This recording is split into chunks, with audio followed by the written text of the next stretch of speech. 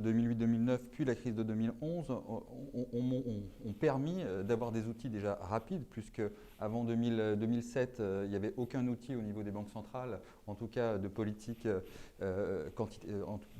quantitative. Donc ça a pu être mis en place quasiment de manière rapide et sans demande. On le voit en Europe comment les politiques quantitatives ont été compliquées à mettre en place au niveau politique en 2011. Hein. On a attendu de 2014 quasiment, donc là c'était déjà fait.